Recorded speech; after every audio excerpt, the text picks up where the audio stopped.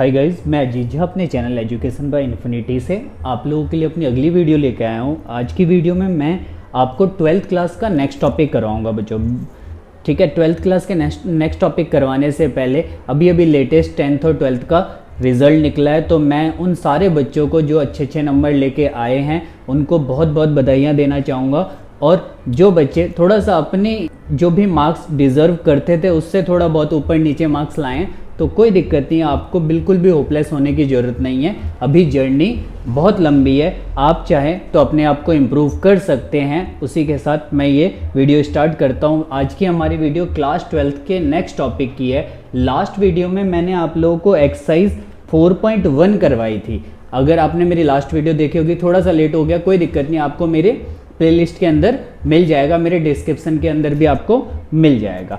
अब आज की जो हमारी वीडियो है एक्चुअल में वो हमारी 4.3 एक्सरसाइज पे बेस्ड है। एक्चुअल में जो अभी लेटेस्ट सिलेबस भी जो रिमूव कर रहा है सीबीएसई ने, उसके अकॉर्डिंग उन्होंने 4.2 जो प्रॉपर्टीज ऑफ डिटरमिनेंट का टॉपिक था वो हटा दिया है। तो आज हम उसको डिस्कस नहीं करेंगे, हम सीधा 4.3 पे डिस्कस करेंगे, क्योंकि मेरी इस साल की जो वीडियोस है वो जो 2020 के स्टूडेंट है, मीन्स 2020 और 2021 सेशन के जो बच्चे हैं मेनली उनको डेडिकेटेड है। ठीक है, तो इसलिए मैं उस टॉपिक को बाद में करवाऊंगा। आज का हमारा टॉपिक है एरिया ऑफ ट्राइंगल, तो हम इसको डिस्कस करना स्टार्ट करते हैं बच्चों। तो देखिए, फर्स्ट ऑफ ऑल अगर मैं एरिया ऑफ ट्राइंगल की आपको बात करूं तो area of triangle using determinant, आप इस तरीके से भी इसको समझ सकते हैं। तो देखिए, एरिया ऑफ ट्राइंगल की जब मैं बात करता हूं तो मैं आपको बता दूं, सपोज मेरे पास एक ट्राइंगल है, कुछ इस टाइप से मैंने एक ट्राइंगल लिखा है जिसके तीनों वर्टेक्स हमें गिवन है, ए बी और सी। ए के कोऑर्डिनेट को लेट कर लूँ सपोज x1 y1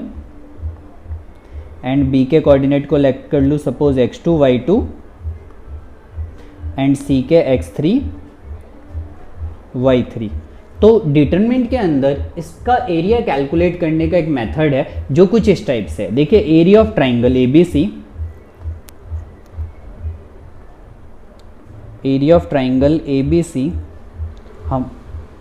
हमारा इक्वल होगा half of value of determinant of that coordinate. आपको इनके कोऑर्डिनेट को बिल्कुल ऐसे ही अरेंज करना है, x1 y1 x2 y2 x3 y3, और जो थर्ड कॉलम होगा उसकी जगह आपको 1 1 1 सब्स्टिट्यूट करना है बच्चों। तो जब मैं इसको सॉल्व करता हूँ, इस डिटरमिनेंट की वैल्यू निकालता हूँ, तो जो डिटरमिनेंट की वैल्यू निकाली जाएगी वो इसका एरिया होगा। अब यहाँ पे देखिए, इसको सॉल्व किस तरीके से करते हैं, इसको एक्सपेंड करते हैं। एक्सपेंड करने का मेथड मैंने आपको बता रखा है पहले ही, आप यहाँ पे भी देख सकते हैं। सपोज 1/2 एज इट इज रह जाएगा, मैं इसको किसी के भी थ्रू एक्सपेंड कर सकता हूँ। ये हमारे पास C1 दे रखा है, मैं इसके थ्रू एक्सपेंड करता हूँ, तो हमारा ये हो जाएगा x1 y2 minus y3 minus x2 y1 minus y3 plus x3 y1 minus y2, कुछ इस टाइप की वैल्यू।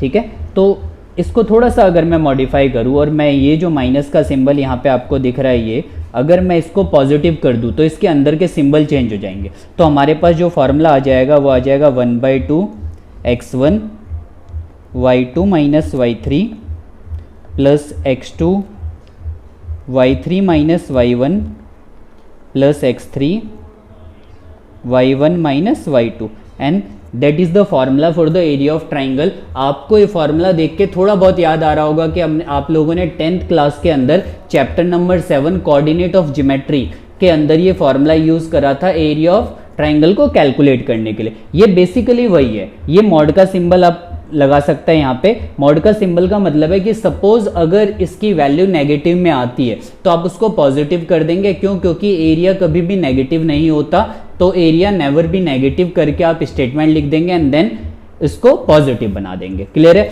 तो ये एरिया का फॉर्मूला किस तरीके से आया उसको हम डिस्कस करेंगे। अब इसके कुछ रिमार्क्स यहाँ पे आप लोग समझ सकते हैं, मैं आपको बता दूं। देखिए, अगर रिमार्क्स की मैं बात करूं तो रिमार्क्स या फिर कुछ नोट्स क्या क्या बन सकते हैं वो यहाँ पे समझ लीजिए। पहला तो ये एवरी टाइम पे पॉजिटिव होगा, तो मुझे पहले को लिखने की जरूरत नहीं, आप लोग समझ लीजिएगा कि अगर इसकी वैल्यू नेगेटिव में आती है, सपोज एक्सपेंड करके सॉल्व करके, और आपको याद रखना है कि आपको ये फॉर्मूला नहीं लगाना है, आपको डिटरमिनेंट का मेथड को यूज करके ही सॉल्व करना है। और जरूरी नहीं है कि आप उसे C1 के थ्रू एक्सपेंड करें, आप उसे R1 R2 R3 C1 C2 C3 किसी के भी थ्रू एक्सपेंड कर सकते हैं। आप किसी के भी थ्रू एक्सपेंड करेंगे, आंसर एवरी टाइम पे आपका सेम आएगा। तो यहाँ पे देखिए रिमार्क्स के अंदर फर्स्ट मैंने बता दिया कि नेगेटिव कभी होगा नहीं। सेकंड थिंग आपको ध्यान रखना है, अगर कभी भी एरिया गिवन है सपोज, ठीक है ना, और आपको कोई पर्टिकुलर कंपोनेंट निकालना है, तो आपको एरिया को नेगेटिव और पॉजिटिव दोनों को कंसीडर करना पड़ेगा, आपको ये ध्यान रखना है, ठीक है ना। तो रिमार्क्स में हम लिख सकते हैं यहाँ पे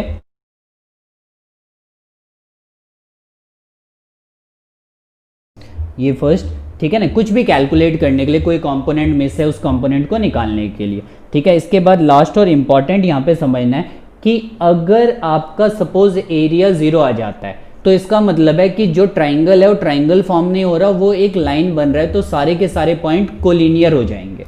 तो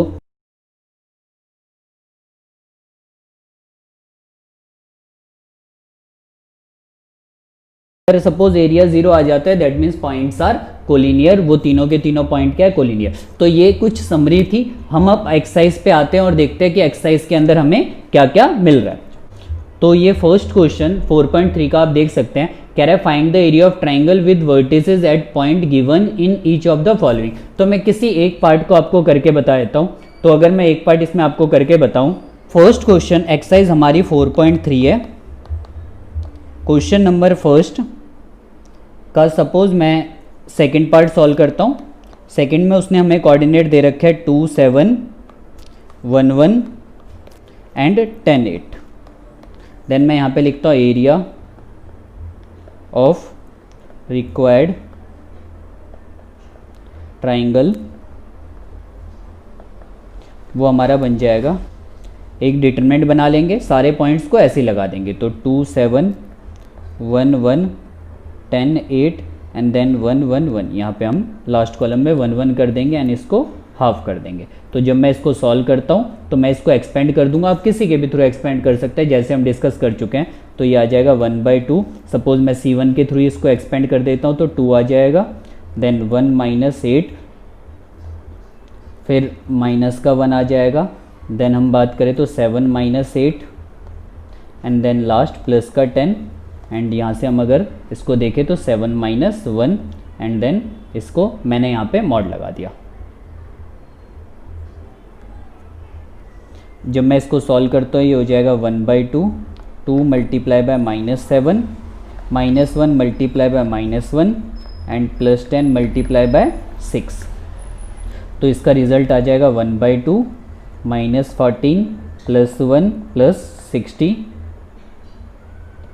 तो ये सॉल्व करके बन जाएगा 1/2। और जब मैं इसको सॉल्व करता हूँ तो आप देख सकते हैं 61 में से अगर मैं 14 माइनस करूँ तो मेरा रिजल्ट आ जाएगा 47, जो कि पॉजिटिव में आ रहा है। तो 47/2 स्क्वायर यूनिट इसका आंसर आ गया। तो इस तरीके से हम लोग एरिया निकालते हैं यूजिंग डिटरमिनेंट। बाकी आप इसके 2 पार्ट कर सकते हैं, मुझे लगता नहीं कि कोई प्रॉब्लम आपको उसमें आएगी। देन इसके बाद अगर इसी एक्सरसाइज की मैं सेकंड क्वेश्चन की बात करूं तो देखिए सेकंड क्वेश्चन आप अपनी स्क्रीन पे देख सकते हैं बच्चों। कह रहा है show that ABC point are collinear, 3 point दे रखे हैं कोलिनियर। तो मैंने आपको बताया अभी कोलिनियर प्रूफ करने का तरीका, आप एरिया निकालिए। अगर एरिया 0 आ जाता है that means points are collinear. तो इसको कैसे करेंगे वो हम लोग यहाँ पे देख लेते हैं। तो हम सेकंड क्वेश्चन की बात कर लेते हैं। सेकंड क्वेश्चन के अंदर इसने हमें 3 पॉइंट दे रखे हैं A, जिसके कोऑर्डिनेट दे रखे हैं A B + C, and then B point दे रखा है जिसके कोऑर्डिनेट इसने हमें दे रखे हैं B C + A, and then final C coordinate जिसके C और A + B मेरे पास पॉइंट हो गए। हम एरिया निकाल लेते हैं। एरिया ऑफ ट्राइंगल ABC वो हो जाएगा 1/2। ऐसी कोऑर्डिनेट को सब्स्टिट्यूट करते हैं, A B + C, B C + A, C A + B, and then 1 1 1। ठीक है ना। जैसे देखिए अभी एक टॉपिक जैसा मैंने आपको बताया कि टॉपिक जो इन्होंने एक रिमूव कर दिया वो टॉपिक था प्रॉपर्टीज ऑफ डिटरमिनेंट। तो आप इसके अंदर प्रॉपर्टीज ऑफ डिटरमिनेंट भी यूज करके इसको सॉल्व कर सकते थे, बट क्योंकि हमने अभी वो नहीं करा तो हम उसको नहीं करेंगे। आप इसको सीधा एक्सपेंड कर सकते हैं। तो सीधा एक्सपेंड मैं कर देता हूँ 1/2। किसी के भी थ्रू करिए, जैसा मैंने बोला कोई फर्क पढ़ने वाला है नहीं, तो C1 के थ्रू मैं इसको एक्सपेंड कर देता हूँ, तो ये बन जाएगा A C plus A minus A plus B। देखिए अगर आपको एक्सपेंड करना नहीं आता है बच्चों, तो आप मेरी लास्ट वीडियो देखिए, तब आपको एक्सपेंड करने की प्रॉब्लम जो भी यहाँ पे आएगी वो सारी की सारी सॉल्व हो जाएगी। देन उसके बाद माइनस B, ये हो जाएगा B plus C minus A plus B, उसके बाद प्लस C, और ये हो जाएगा B plus C minus C plus A। Then थोड़ा सा इसको सिंप्लीफाई करना पड़ेगा, ब्रैकेट्स ओपन करने पड़ेंगे, तो ये बन जाएगा 1/2,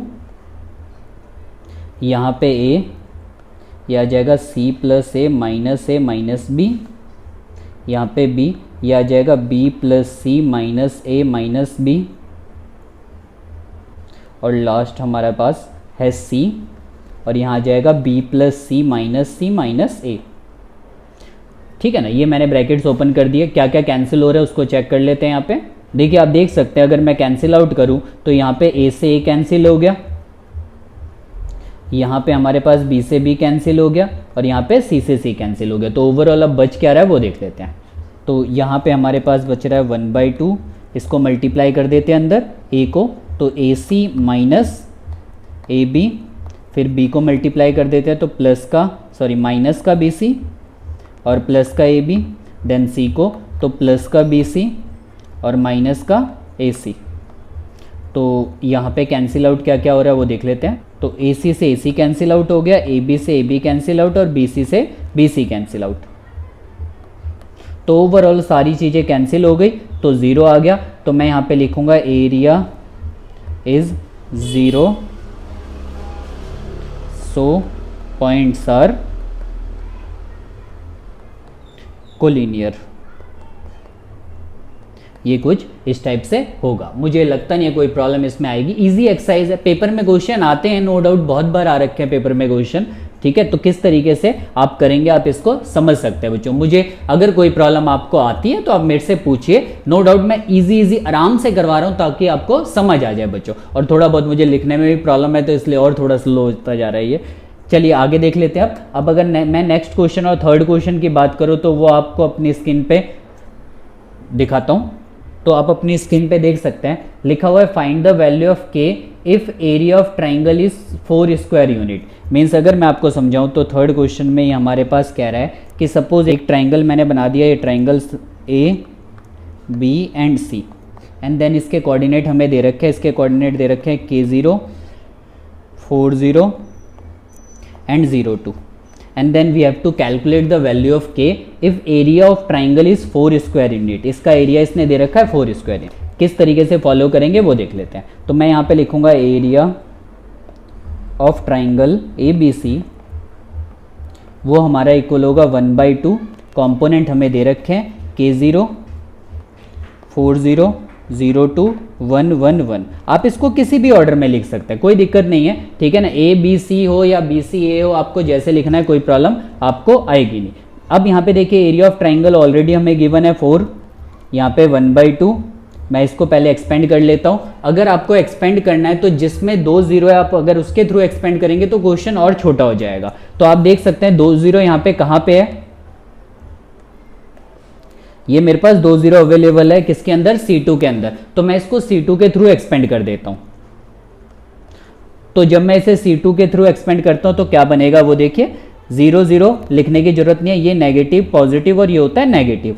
तो मैं इसको एक्सपेंड कर देता हूं C2 के थ्रू मैं एक्सपेंड करता हूं। तो यहाँ पे मैंने मॉड का सिंबल लगा लिया, यहाँ आ गया -2, फिर यहाँ पे बन जाएगा K-4 एंड देन इसको मैं क्लोज कर देता हूँ। तो जब मैं इसको सॉल्व करता हूँ तो यह आ जाएगा 4, इसको इस तरफ मैं कैंसिल आउट कर सकता हूँ, तो माइनस एज इट इज़ ख़त्म कर दीजिए। तो ये आ जाएगा मॉड के अंदर K-4। और आपको ध्यान रखना है कि अगर मॉड के अंदर कभी भी किसी चीज़ की वैल्यू आपको निकालनी होती है, even not for determinant for every chapter और एवरी टॉपिक, आपको उसमें पॉजिटिव और नेगेटिव दोनों के दोनों केस कंसीडर करने पड़ेंगे। तो उस केस में यहाँ पे मैं क्या करूँगा, मैं एक बार इसको पॉजिटिव में लेता हूँ। जब मैं इसको पॉजिटिव में लूँगा तो ये आ जाएगा K-4 and then K is equal to 8, और एक बार मैं नेगेटिव में ले लेता हूँ तो -4 इज इक्वल टू K-4। और आप नेगेटिव कहीं पे भी ले सकते हैं, चाहे राइट साइड चाहे left side, but any either one side, किसी एक साइड पे लेंगे, अगर दोनों साइड पे आप नेगेटिव लेंगे तो फिर दोबारा से पॉजिटिव वाला केस ही कंसीडर हो जाएगा। तो यहाँ पे इससे कैंसिल हो गया, तो k की वैल्यू आ गई 0।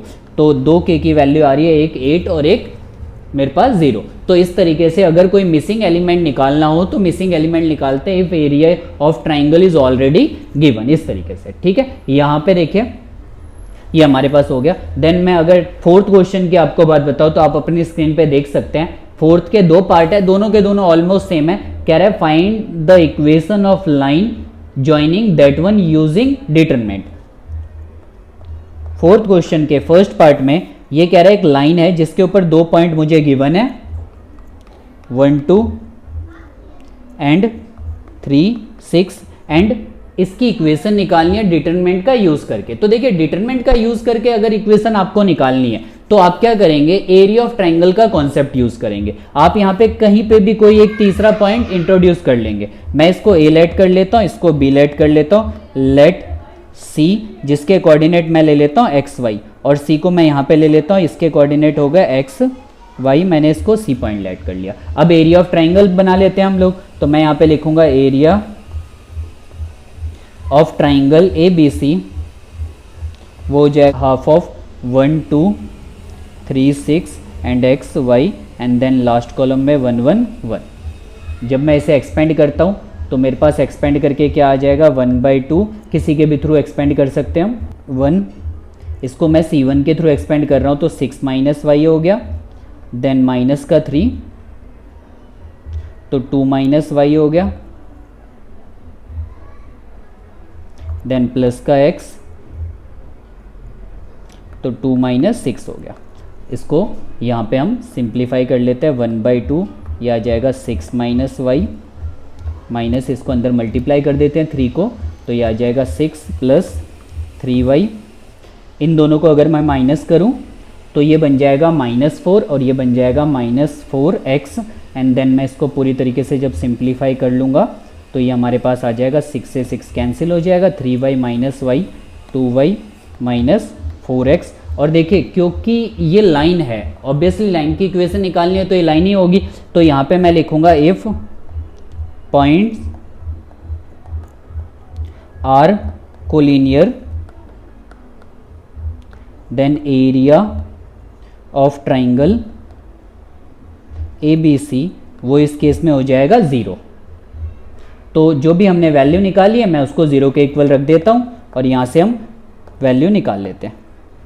और यहाँ पे आपने ध्यान रखना है कि अगर इक्वल टू में 0 है तो पॉजिटिव नेगेटिव केस का कोई कॉन्सेप्ट बनता ही नहीं, मॉड अपने आप ही खत्म हो जाएगा। तो ये आ जाएगा 2y minus 4x is equal to 0, and then जब आप इसको थोड़ा सा अरेंज करके लिखेंगे तो ये हो जाएगा y minus 2x is equal to 0, that means 2x minus y is equal to 0। This is the required equation for that particular line जिसके ऊपर 2 पॉइंट मुझे दे रखे थे यूजिंग डिटरमिनेंट, ठीक है ना। इसी तरीके से बिल्कुल फोर्थ का सेकंड पार्ट होगा, तो आई थिंक मुझे फोर्थ के सेकंड पार्ट को करवाने की कोई ज़रूरत है नहीं। आप इस तरीके से इसको भी सेम इस तरीके से कर सकते हैं। और फिफ्थ क्वेश्चन बिल्कुल ही थर्ड क्वेश्चन की कॉपी है। अगर मैं आपको बताऊं कि इसमें भी k की वैल्यू हमें निकालनी है और k की वैल्यू आप अपनी स्क्रीन पे देख सकते हैं। आप इस जैसे हमने क्वेश्चन नंबर 3 करा उस तरीके से करेंगे तो आराम से ये क्वेश्चन भी सॉल्व हो जाएगा। अगर किसी भी क्वेश्चन में आपको कोई प्रॉब्लम आती है तो आप मुझे मैसेज करिए। आप थोड़े बहुत एग्जाम्पल भी इसके देख सकते हैं। देन मैं इस वीडियो को यहाँ पे ख़त्म करता हूँ। और आपको अगर मेरी वीडियो अच्छी लगी तो आप उसे लाइक कर सकते हैं। अगर मेरे चैनल पे नए हैं तो सब्सक्राइब कर सकते हैं। और अगर कोई पर्टिकुलर टॉपिक आपको मेरे से चाहिए तो आप मुझे मैसेज करिए। मैं पूरी कोशिश करूँगा कि आपके जो भी डिमांड होगी उसको ज़रूर फुलफ़िल करूँ, वो भी जल्द से जल्द। Thank you so much.